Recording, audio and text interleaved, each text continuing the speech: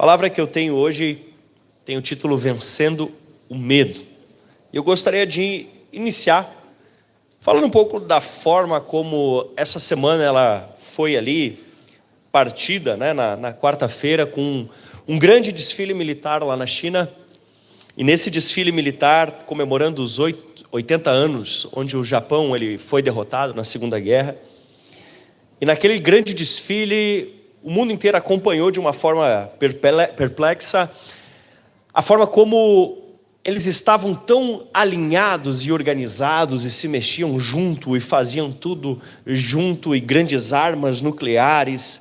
Estavam lá Rússia, Coreia, outras ditaduras, e todo aquele poder, aquela organização, tudo preparado, tudo organizado, aquela grandeza toda organizada. Mas o que me chamou a atenção não foi aquele mega desfile, nem as armas, nem nada disso. O que me chamou a atenção foi um áudio vazado de uma conversa entre o Vladimir Putin e o Xi Jinping.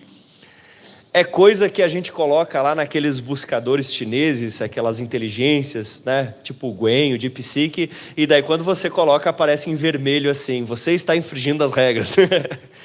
E a frase vazada dizia assim: antigamente era raro ver alguém com mais de 70, e hoje em dia dizem que aos 70 ainda é uma criança. Ao pessoal da GR Sênior, ó, a frase do Xi Jinping, ó. Aos 70 anos ainda dizem que é uma criança. Aí vem uma parte inaudível do Putin e depois o tradutor acrescenta: com o desenvolvimento da biotecnologia, órgãos humanos podem ser transplantados continuamente e as pessoas podem viver cada vez mais e até mesmo alcançar a imortalidade. Então, o tradutor do Xi Jinping continua depois dessa fala do tradutor do Putin: as previsões indicam que neste século há uma chance de se viver até os 150 anos. A fonte aqui é a BBC. Meu Deus! E aí eu fiquei pensando sobre os tempos que nós vivemos hoje. Nós tivemos, há não muito tempo atrás, uma grande guerra na Síria, um problema muito sério na Síria, muitas pessoas saindo de lá, esvaziando a cidade.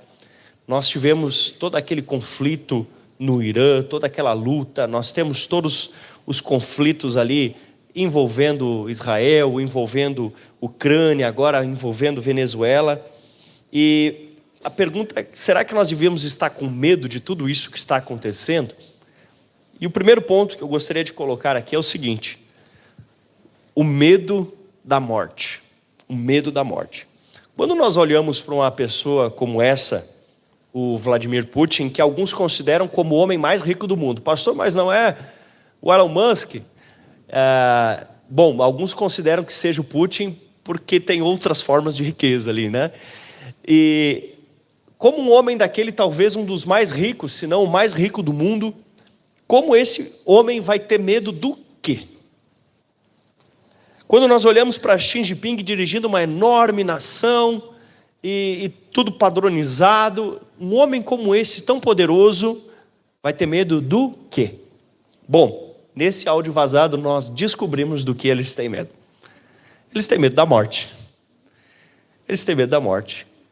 Homens tão poderosos têm medo de uma coisa: têm medo da morte. Quando nós paramos para pensar um pouco e olhamos para a história, do que os faraós tinham medo? Faraós tinham medo da morte. Pastor, como assim os faraós tinham medo da morte?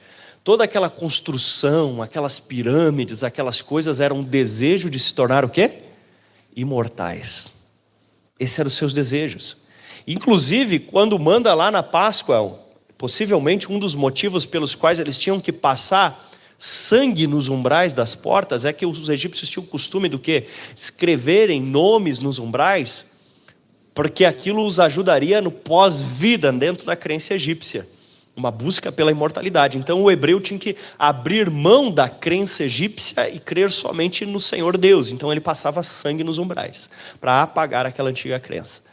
Então o medo da morte, o medo da morte. Poderosos dessa terra. Alguns tentam experiências de criogenia: congela o meu corpo, congela a minha cabeça, faz alguma coisa, mas eu não quero deixar de existir. Outros vão além, eles sonham em colocar eletrodos na cabeça e fazer uma espécie de upload do cérebro e colocar ele dentro de um computador para que funcione. Não é ficção, existe tudo isso. Todas essas tentativas, com pirâmides, com upload, com criogenia, ou como disseram os líderes aqui, com biotecnologia, porque há um medo da morte. Não precisa responder, mas me diga uma coisa, você tem medo de morrer? Você tem medo da morte? Eu não estou falando no sentido de ser um louco, né? Que se coloca em situações perigosas. Está repreendido, em nome de Jesus. Mas eu estou falando de ter medo, sabe? Ficar naquela coisa, o que vai ser de mim? Meu Deus do céu, e agora? O que será de mim? O que será de mim? Quase todos os poderosos têm esse medo, mas e nós? O que a Bíblia diz sobre isso? Em Mateus capítulo 16, versículo 25, a Bíblia diz o seguinte: pois quem quiser salvar a sua vida, perderá. Quem quiser salvar a sua vida, perderá. E quem perder a sua vida por minha causa, esse achará. Tem uma frase muito célebre, que eu vou passar aqui no telão para vocês verem, que ela fala um pouco dentro desse tema.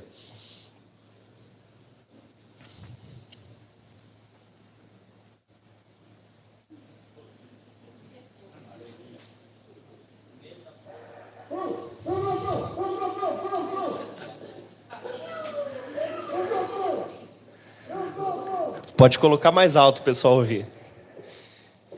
Você está tentando, Chaves? É melhor que se venda. Eu prefiro morrer do que perder a vida. Foi você que pediu.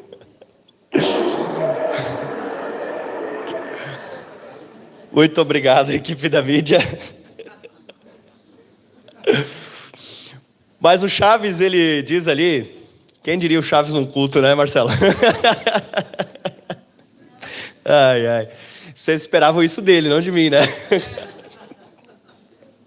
Ou do Juba. O Chaves fala, eu prefiro morrer do que perder a vida. E Jesus fala ao contrário, ele fala que é melhor perder a vida do que morrer. Quem está certo, Jesus ou o Chaves?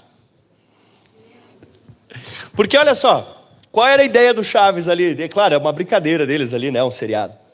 Mas... na brincadeira, entre admitir que perdeu na brincadeira, ele preferia tomar um tiro na brincadeira, né? Entre abrir mão ou morrer, ele preferiu morrer, claro, na brincadeira, né, gente? Só trouxe a título ilustrativo, porque eu sei que daqui a um mês vocês vão lembrar que a gente passou o Chaves no telão da igreja, para ajudar você a memorizar, tá bom? Mas Jesus disse ao contrário, que é melhor perder a vida do que morrer. Está escrito aqui, nós vimos. Pois quem quiser salvar a sua vida, perderá. E quem perder a vida, por minha causa achará. Quando você abre mão de coisas dessa vida, você salva a sua vida pela eternidade. Quando você abre mão de ser aquele que está sempre certo, quando você abre mão de saber tudo, quando você abre mão dos desejos da carne, quando você, entre aspas, perde a vida, é aí que você não morre. E é aí que você dura para sempre. Mas quando você não quer, prefere morrer do que perder a vida, quer desfrutar das coisas da carne, dos desejos da carne, da vontade de estar certo, no final você sabe o que resta. É perder a vida por toda a eternidade. Então qual é a sua escolha? Alguns anos aqui, lutando contra os desejos da carne, lutando contra o pecado, andando muitas vezes na contramão do mundo, sendo diferente do que todo mundo ao redor é, sendo às vezes até o esquisito do lugar onde está, mas vivendo uma eternidade com Deus. Eu nem vou dar outra opção para você, porque essa é a minha escolha e eu creio que é a sua também, amém? Eu vou ler contigo um texto que se encontra em 1 Coríntios 15, dos 52 até os 55, vai estar aqui também no telão. 1 Coríntios 15, 52 a 55, na Nova Almeida Atualizada, que diz assim: num momento, num abrir e fechar de olhos, ao ressoar da última trombeta, a trombeta soará, os mortos ressuscitarão Caramba, você pode dar uma glória a Deus por isso? Incorruptíveis, e nós seremos transformados.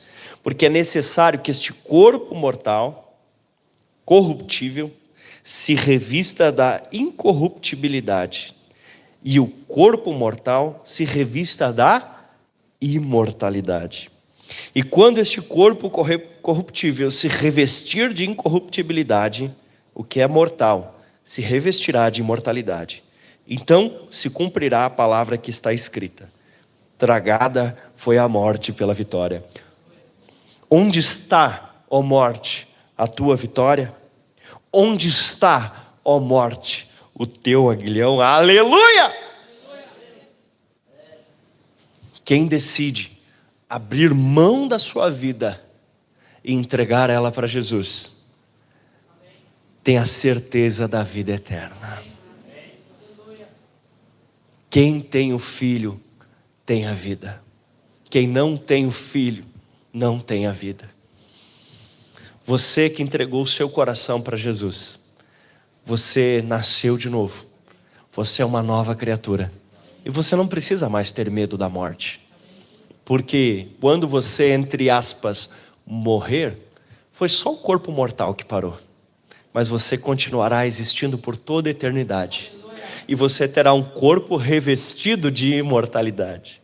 Você não precisará se preocupar em construir uma pirâmide, nem em congelar este cadáver, nem mesmo em fazer um upload para a rede, uma cópia digital. Porque você terá uma eternidade na Nova Jerusalém. Guerras e rumores de guerras vão existir, Jesus já profetizou. Nós temos lá em Mateus 24, se não me falha a memória, Jesus já profetizou. Mas nós temos que ter a paz que nós entregamos nosso coração para Jesus. E que nós vamos viver para sempre. Olha para a pessoa do lado e diga para ela assim: você vai viver para sempre. E para o outro lado você pode dizer alguma coisa do tipo assim: olha, se você não entregou a vida para Jesus, entrega logo.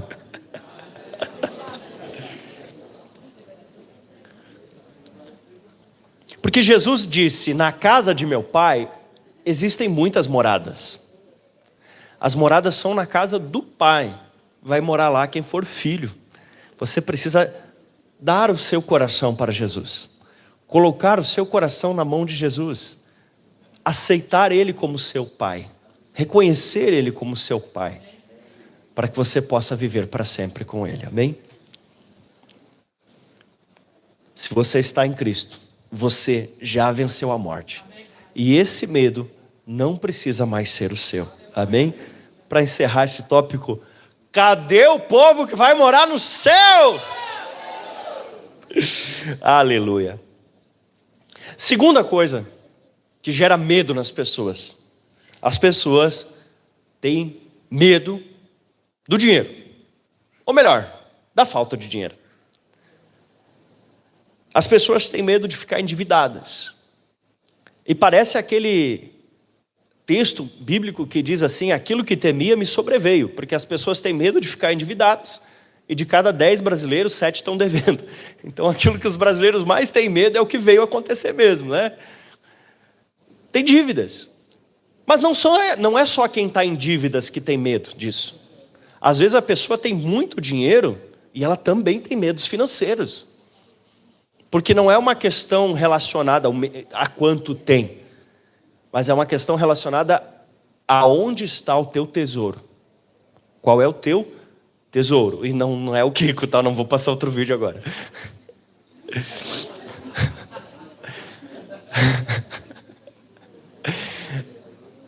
Aonde está o teu tesouro? O que é tesouro para você?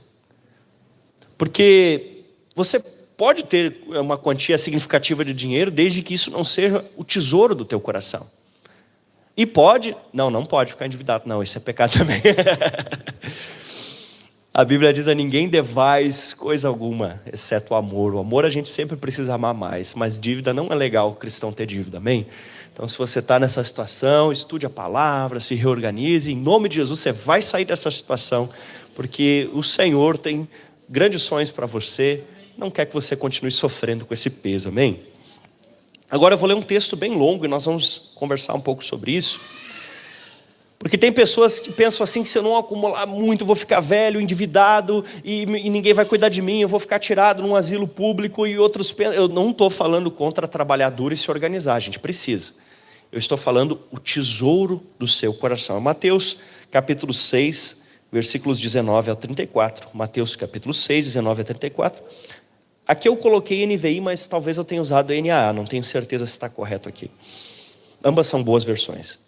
Mateus 6, 19 a 34 diz assim: não acumulem tesouros, certo? Sobre a terra, onde a traça e a ferrugem corrói, e onde ladrões escavam e roubam. Mas ajuntem tesouros no céu, onde as traças e a ferrugem não corrói, e onde os ladrões não escavam nem roubam. Falando de tesouro, não tem como você fazer Pix, eu vou fazer saída fiscal para o céu. Não tem como você fazer Pix para o céu. Mas você pode colocar seu tesouro lá. O que é colocar seu tesouro lá? É as coisas da eternidade serem o valor maior para você. É o amor a Deus, o desejo de evangelizar as pessoas, o desejo de cuidar de vidas, o tesouro do seu coração. Essa é a coisa que você mais deseja, é morar no céu, é estar junto de Jesus. Essa é a coisa maior para você, os valores do reino. Amém? Porque onde estiver o teu tesouro, ali também estará o teu coração. Quer dizer, a coisa que for mais valiosa para você, é ali que você vai aplicar toda a sua intencionalidade. A coisa que for mais valiosa para você é o que vai ocupar todos os seus pensamentos.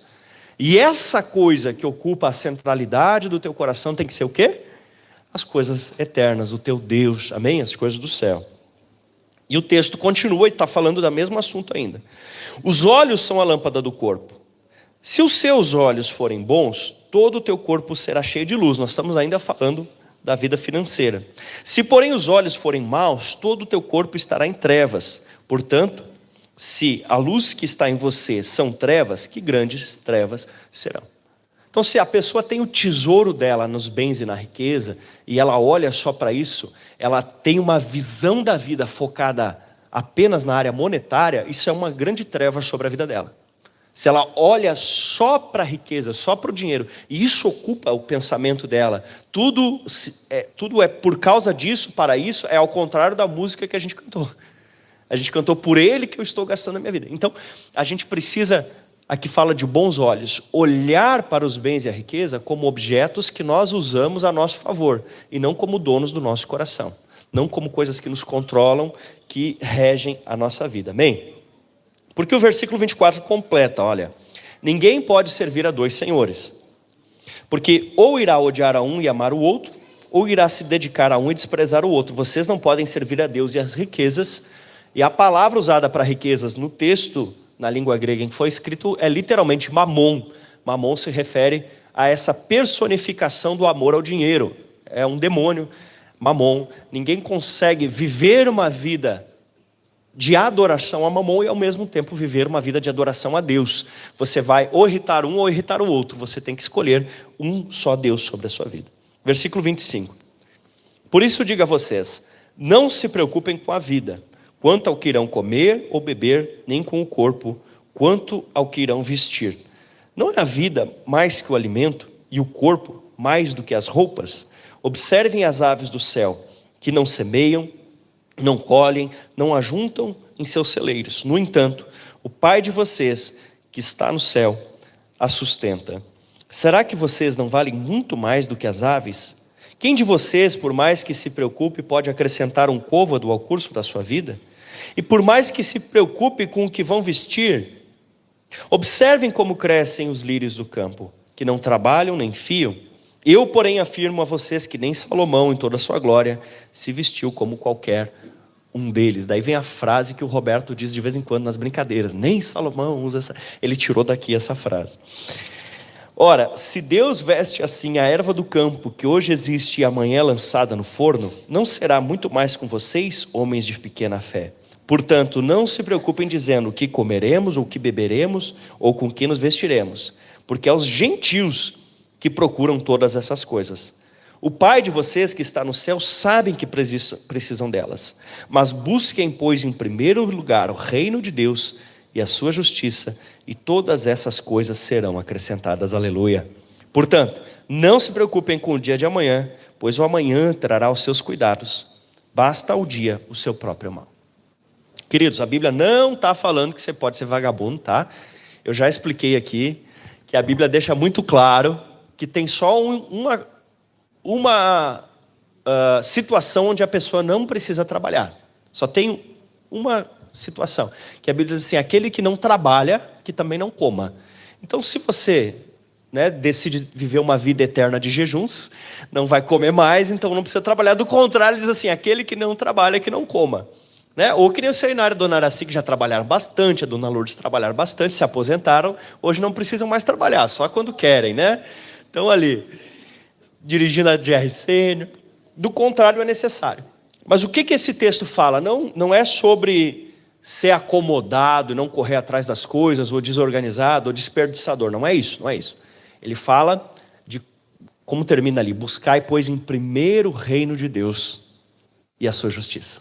Certo? Então está falando o quê? De colocar o reino de Deus acima, e aí sim vem as outras coisas. É uma questão de organização e de prioridades, de não andar, de crer que Deus sustenta você. É através, você trabalha, você faz, você não faz, mas quem sustenta você é Deus. Amém? Aleluia. Glória a Deus.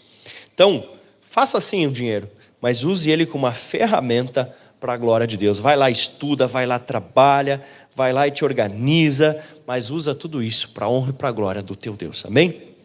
O que mais as pessoas têm medo? Eu acho que um medo geral que as pessoas têm, sabe o que é? Saúde. As pessoas, de uma forma geral, elas têm medo de saúde. E pode ver quando a pessoa faz aniversário, geralmente eles chegam, que não sei o que, papapá, e muita saúde, que o resto a gente corre atrás. Já viu? O pessoal geralmente chega assim, dá aqueles tapinhas nas costas, e tal, e saúde que é o que importa. Quase todo aniversário tem uma cena dessa. Não é? É, né? E as pessoas têm muito medo de perder a saúde. Então, tem filmes que eles fazem lá, porque existe um fungo numa formiga, e se ele evoluir, ele vai atacar as pessoas, e vai ter um apocalipse zumbi, não sei o quê.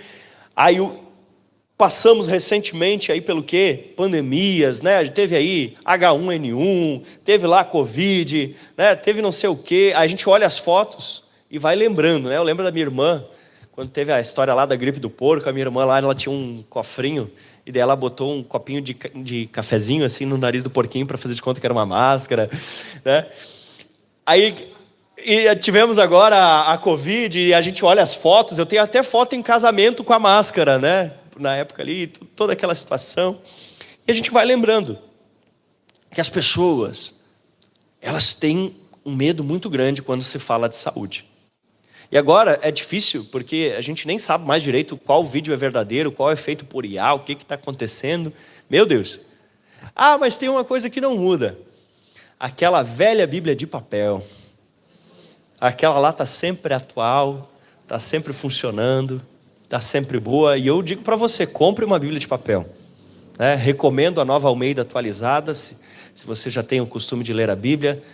Se você não tem o costume ainda, comece pela NVT, a nova versão transformadora, depois pula para uma Nova Almeida atualizada, são Bíblias muito boas, né? Porque a sua Bíblia de papel as pessoas não vão conseguir alterar pela internet. A sua Bíblia de papel, se derrubarem um site da Bíblia, a sua Bíblia de papel continua funcionando. Tem países onde é preciso fazer tráfico da Bíblia, levar ela escondida, levar ela dentro de roupa, e você pode ter, então, pelo amor de Deus, compre uma Bíblia de papel enquanto dá tempo, amém? E tenha uma Bíblia de papel, isso é muito importante. Sem falar em epidemias silenciosas. Consumo exagerado de açúcar, que está fazendo muito mal, obesidade. E é verdade, é verdade. E o que falar, então, de desafios da saúde mental? Está crescendo exponencialmente os desafios da saúde mental.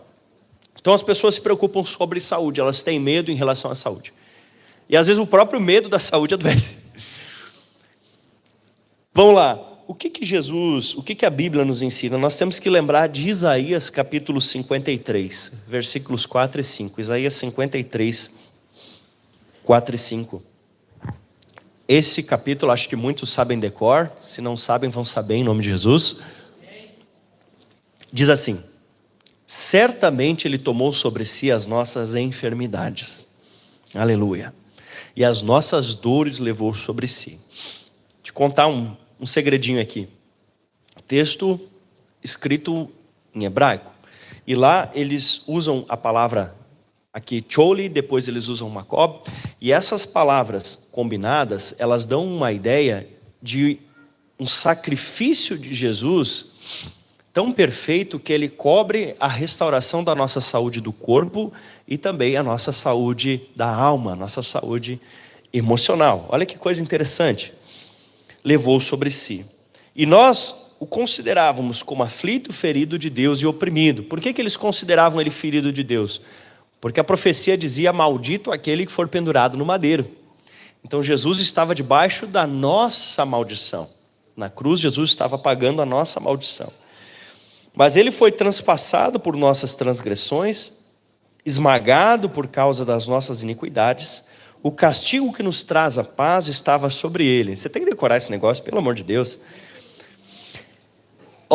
E pelas suas pisaduras ou pelas suas feridas, nós fomos sarados, curados.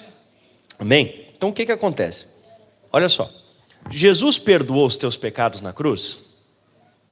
Você é santo por causa de Jesus? Vamos lá, galera. Confia no que Jesus fez por ti. Você foi perdoado na cruz? Você é santo por causa de Jesus? Você vai morar no céu por causa de Jesus? Beleza. Mas você já é perfeito em todos os seus pensamentos e ações? Ué. Porque nós estamos nesse pequeno gap aqui, nesse pequeno espaço de tempo aqui, em que nós estamos nesse estado intermediário aqui, nós estamos trabalhando pela transformação da nossa alma, e nós seremos arrebatados, nós seremos transformados, glorificados, e vamos morar no céu. E lá no céu não vai mais ter nenhuma tentação, amém? Nós não vamos mais cair no pecado. Ok. E o corpo? Jesus já morreu por todas as tuas enfermidades? Jesus já curou você de muitas enfermidades? Lá no céu você vai ter alguma dor, algum problema? Mas você já é absolutamente perfeito em sua saúde física? Então, o mesmo Isaías 53 que fala a respeito desse Jesus que morreu da cruz para nos salvar, é o mesmo Isaías 53 que fala que Jesus morreu na cruz para nos curar de corpo e de alma também. Amém? O que acontece? Por enquanto, nós ainda estamos aqui nessa pecinha aqui, nesse corpício, que ele ainda às vezes tem desafios na área da saúde. Bem como, infelizmente, às vezes você tem desafios nós temos desafios na área da santidade. E assim como nós trabalhamos para aplicar fé e cada dia andar mais em santidade, nós aplicamos fé para receber cura e andar cada dia mais em saúde. Amém? Agora, fato é que a plena santidade a ponto de nunca mais pecar e a plena saúde a ponto de nunca mais ficar doente, só lá em cima, meu amigo. Só lá em cima. Como diz o Luciano Subirá, aqui na terra toda cura é remendo. Que lá nós vamos ter o nosso corpo glorificado. Amém? Aleluia. Acho que deu para entender essa parte. Em Apocalipse capítulo 21, versículo 4, olha o que diz. Apocalipse 21, 4, depois de ler você vai ter que dar um glória a Deus, um aleluia, sei lá o que você vai fazer, mas olha só o que diz Apocalipse 24. E lhes enxugará dos olhos toda lágrima, e já não existirá mais morte, já não haverá luto, nem pranto, nem dor, porque as primeiras coisas se passaram, aleluia! Se você é do povo que vai morar no céu, adeus artrite, artrose, hérnia, e bico de papagaio, e dor de cabeça. Lá no céu não vai ter nada disso. E eu quero ir para lá. E eu vou para lá. Porque o meu Jesus morreu por mim, eu sou filho de Deus e entreguei minha vida para Ele. Amém? Aleluia. Glória a Deus. O que às vezes falta ainda para as pessoas? Quarto ponto de hoje: identidade, sentido, propósito e valores. Você precisa alinhar isso. Qual é a identidade que você tem que ter? A identidade de 1 João, de João 1,12. Eu sou filho de Deus, mas a todos quantos receberam, deu-lhes o direito de serem feitos filhos de Deus, e eu sou filho de Deus. Essa tem que ser a sua identidade. Porque se você tem uma identidade de filho de Deus, você não tem mais medo da morte. Você sabe que você vai viver para sempre. Se você tem a identidade que você é filho de Deus, você não tem mais medo das questões financeiras, porque sabe que buscando em primeiro lugar o reino de Deus e a sua justiça. Se você tem essa identidade de filho de Deus, você não tem mais medo da perda da saúde, porque você sabe que um dia você estará em glória e não haverá mais choro e nem sofrimento lá. Então você precisa se firmar. Eu sou filho de Deus. Amém? Outra coisa, sentido.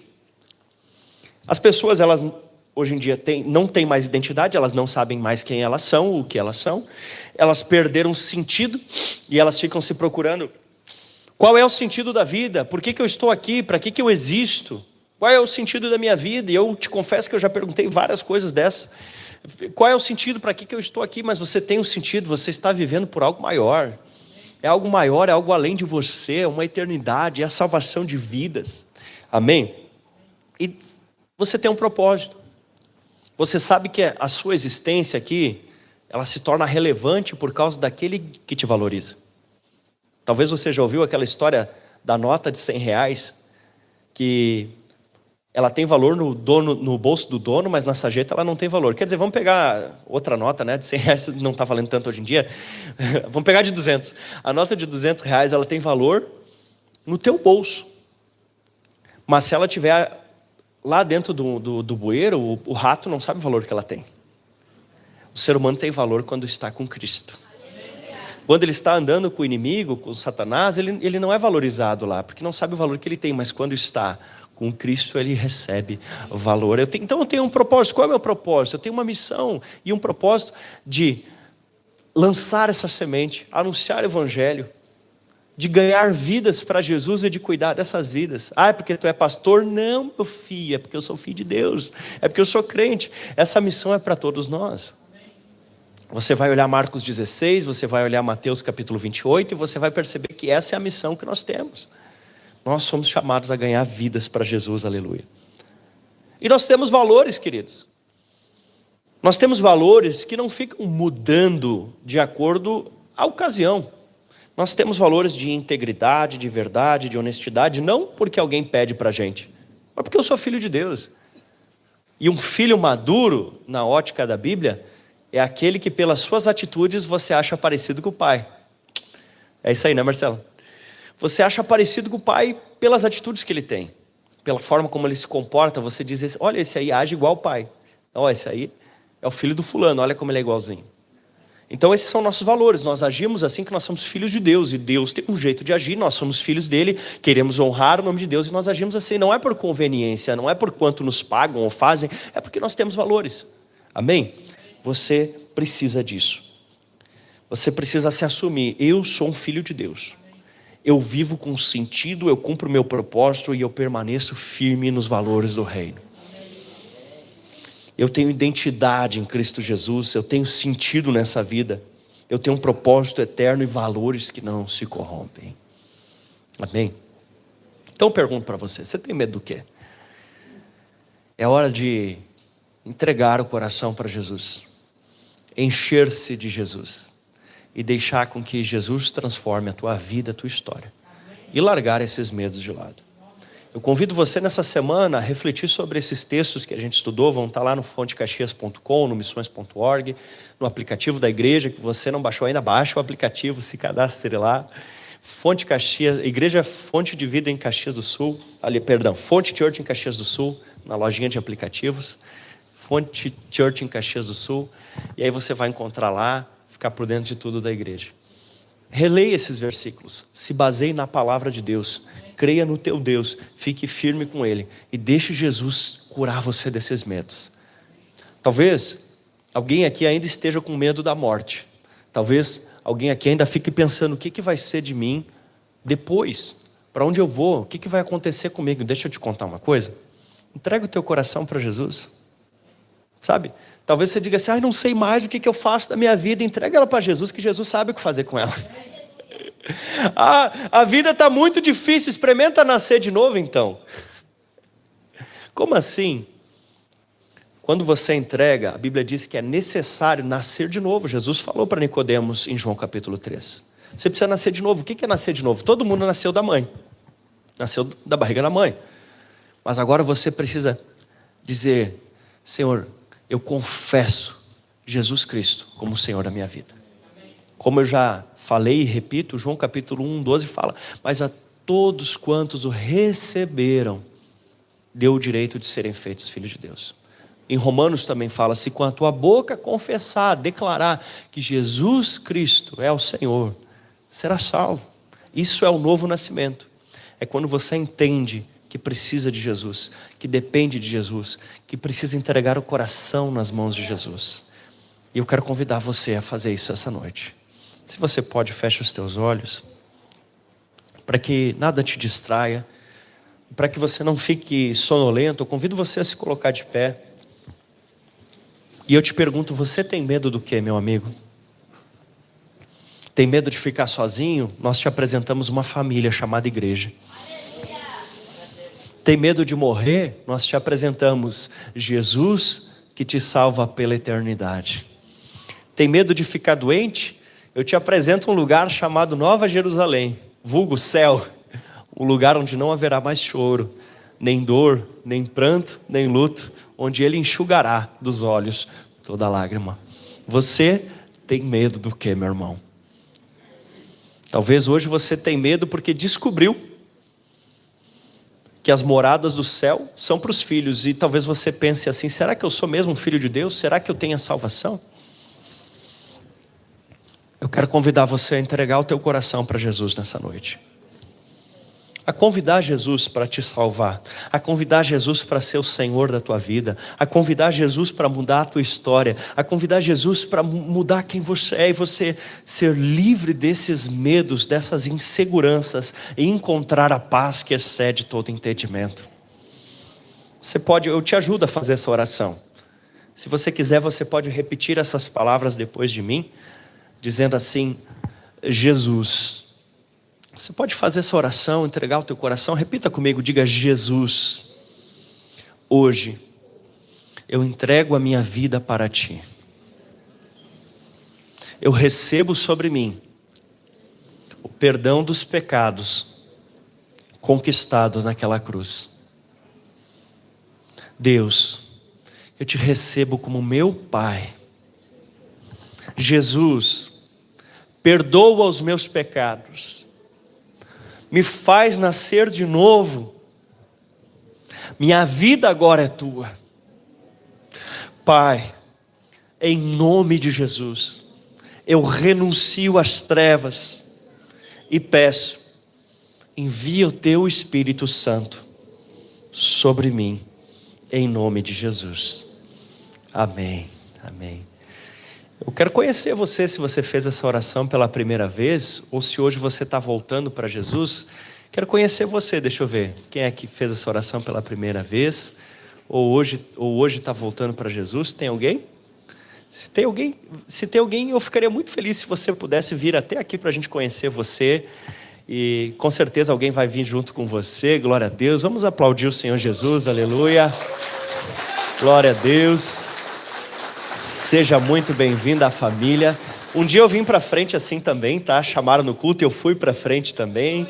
Participei disso. Quem mais? Glória a Deus, uma salva de palmas para Jesus. Glória a Deus, aleluia. Glória a Deus. Estava contando, eu fiz igualzinho assim. Eu vim para frente, chamaram, eu fui para frente também. Alguém mais aqui já fez isso também, de ir para frente assim? Um monte de gente já fez.